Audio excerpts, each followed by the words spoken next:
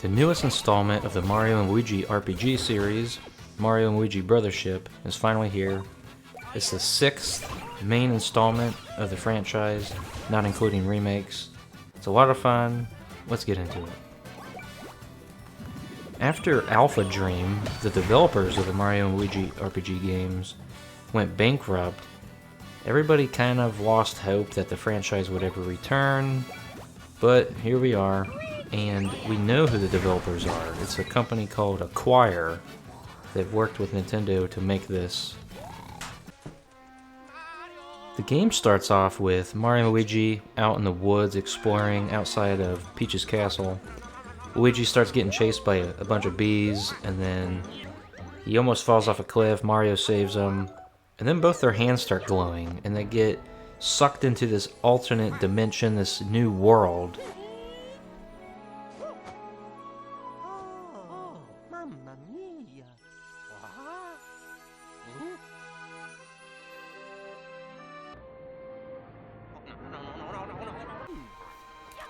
This game takes place on Shipshape Island, and so it's basically a giant ship that's an island. And so basically, you'll be using this main hub world to get around to new locations on the map.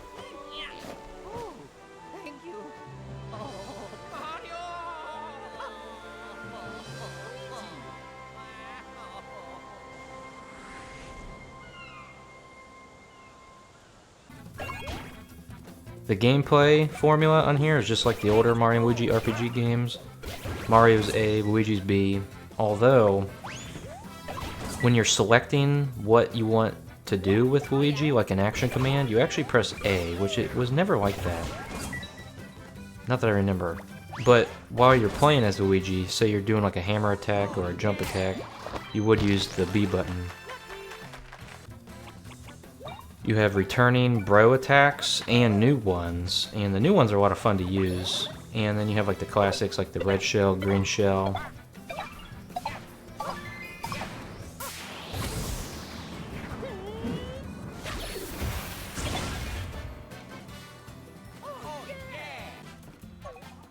A new addition to this game is the plug feature. And so at first, I believe you can equip 2 plugs at a time, but then later on, you'll be able to do like 3.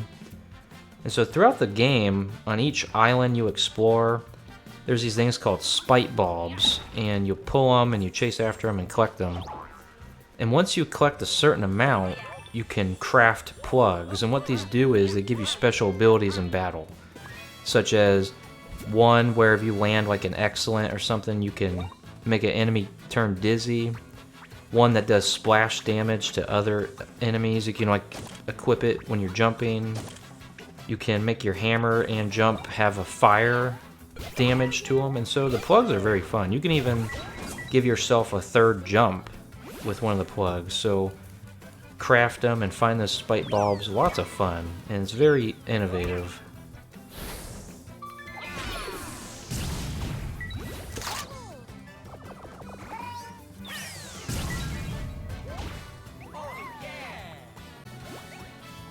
You can counter enemies' attacks with your hammer, or you can jump on them, or even just dodge them altogether. There are plugs that can negate damage, like a damage shield, so you take less damage. So that's cool. But yeah, the enemies on here, they're easy, but eventually later in the game, they do get a little tricky to dodge, so you just gotta watch for their movements, which way they're going. Some attacks on here feel like you're anticipating them, but they go slower when they actually do attack, so you know, just gotta learn them. Lots of fun. Throughout the game, you'll encounter lots of new characters, like Connie. She tethers and connects the great lighthouses with her ability. You'll meet Snoutlet. And so in the previous Mario & Luigi games, you had like Starlo, you had the briefcase from Partners in Time. And so Snoutlet is like the replacement of Starlo for this game. Very funny character. He's not a pig. He makes that pretty clear, but I know he looks like one. But this whole game has like a theme with like plugs and chords. You know, the whole world is called Concordia, you know, and all these characters have like pun names with, you know, outlets and cords and plugs. So that's like the theming of this game. And the people, they look like they have cords sticking out of their heads, the civilians throughout the islands. So I like the theming of that. It's pretty cool. I didn't know that before the game came out. Shipshape Island is your hub world of this game, and there's lots to do here. You can buy gear, equipment, upgrades. You can buy items to heal, syrup, mushroom, herbs. Tons of NPCs to interact with, and side quests. There's lots of side quests in this game, tons. And I will say right now, once they pop up, so you'll like clear an island, and then some will just pop up, just get them done with. They're fun, and they offer lots of good rewards, like new gear, beans, which are like permanent upgrades to your stats you can use. Get those side quests done, because if you progress the story past a certain point, you won't be able to do them anymore. And they make that pretty clear. They give you a little warning. And so if you see like a side quest, if you go to the main menu by pressing the plus button, click on adventure log, and then like go to side quest, it'll have like a red bubble by it, which means it's about to expire if you progress the story any further. So yeah, go get this done, get those rewards, otherwise you won't be able to 100% the game, you know? But the rewards are a lot of fun. The side quests are fun within themselves, pretty funny at times. Some might feel repetitive, but they're lots of fun, and I enjoy it. Shipshape Island is not only the hub world of the game, but it's also a ship that lets you travel to new islands. So if you press the minus button on the controller, you'll open up this giant map, and it's like sectioned into like 5 giant ocean parts. And so there's tons of islands in each section, and you'll complete those. You'll use the cannon on the ship to shoot there. And I like the animations with Luigi, and then he acts silly, you know, when he lands, and then eventually later on he starts getting his footing. I don't like spoil nothing, but it's a lot of fun. A lot of charm and character in this game. And so basically you complete these islands by going to them. They'll have like a story objective, and at the end of it there's a lighthouse, and you just pull the plug on it and it connects to the ship. And so throughout the game you're trying to connect all these islands you go to Shipshape Island, and you're trying to connect the world back together because it was just destroyed and everything was disconnected from one another. Once you complete an island, you can go back to it and a new path will open. So when you first visit these islands, there'll be these little blossom flowers that are closed, and they create like a bridge. And so they won't open until you light the lighthouse on that island. So yeah, go back to it once you beat it or later on, and get those spike bulbs, create more plugs. Very cool. There's not only main islands with like story, there's also these things called islets, which are like tiny islands. And so basically there's nothing to do there besides challenge some enemies, complete little mini objectives.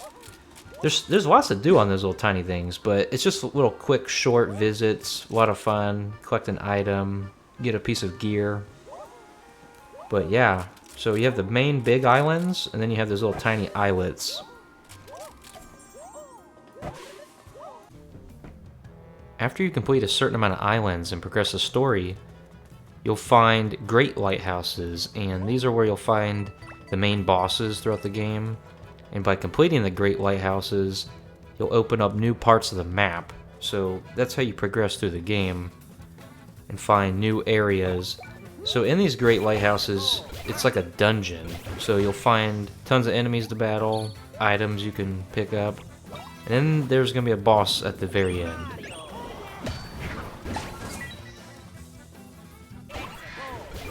The boss fights on this game are a lot of fun, and something I didn't mention earlier is that throughout the game, Luigi will have these brainstorm idea moments. So, say there's like a puzzle, Luigi will start like thinking about something, and then he'll find a solution. And so, when you're fighting these bosses, he does the same thing like at a certain point in the boss fights. And so he'll go like in the background and do something, hit something. And if you time it right, you can like make the boss go unconscious, and then that's your chance to deal even more damage. So not only during boss fights can he do it, but he can also do it in the open world and like figure out puzzles. I heard some people saying like, oh yeah, blah blah blah, I don't like this. I do. I think it's funny. I think it's cool.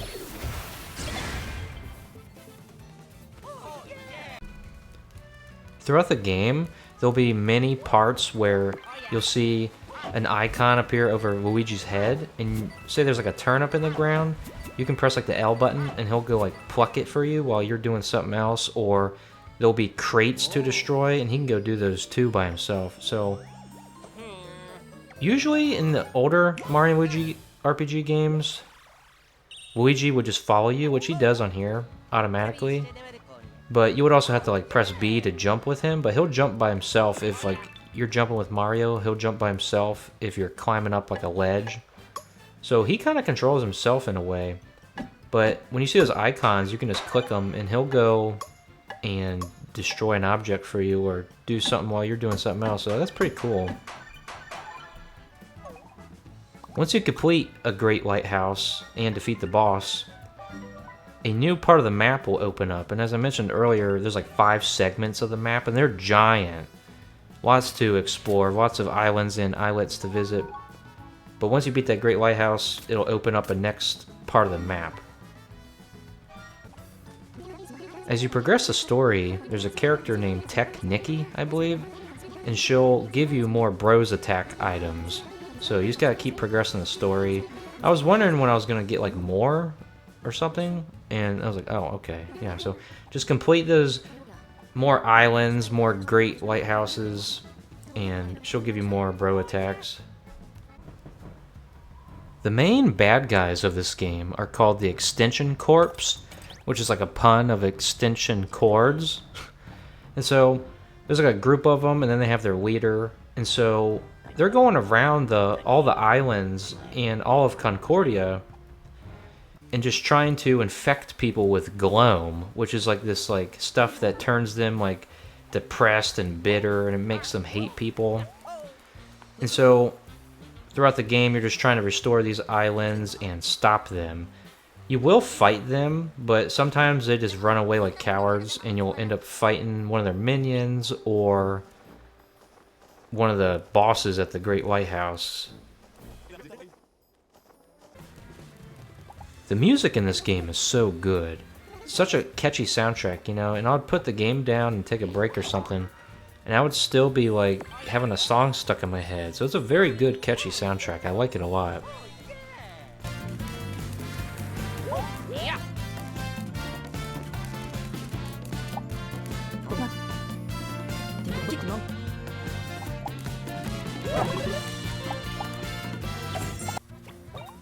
The graphics on this game and the animations are top-notch, just perfection.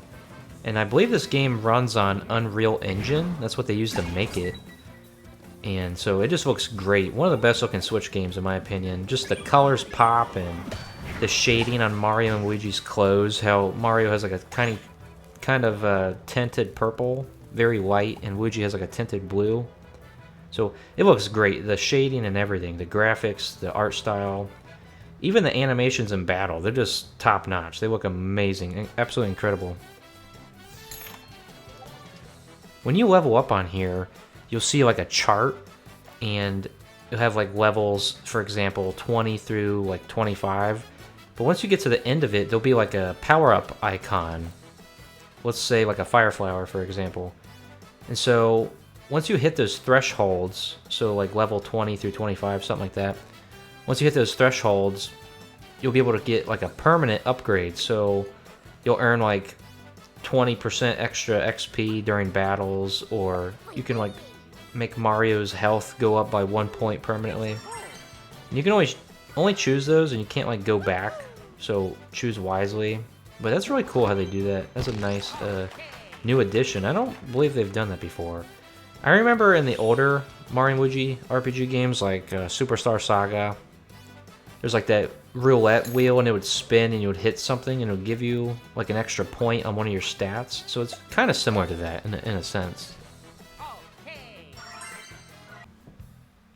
This game's amazing. I love it. The music, the art style, the gameplay, it's so much fun. There's so much content here, so much to do. If there's one thing I had to complain about, honestly, I don't have anything to complain about, but if there's like one thing I could, it would probably be the loading screens. After each battle, you'll have like a loading screen for like 3 to 4 seconds. Sometimes it's quicker, like 2 seconds. But there's just a lot of loading screens, which isn't a bad thing. It's not. But yeah, besides that, nothing to complain about. This game's incredible, in my opinion. 10 out of 10. So much fun, so much to do. And yeah, definitely go pick it up, go play it, have fun. I'll see you next time.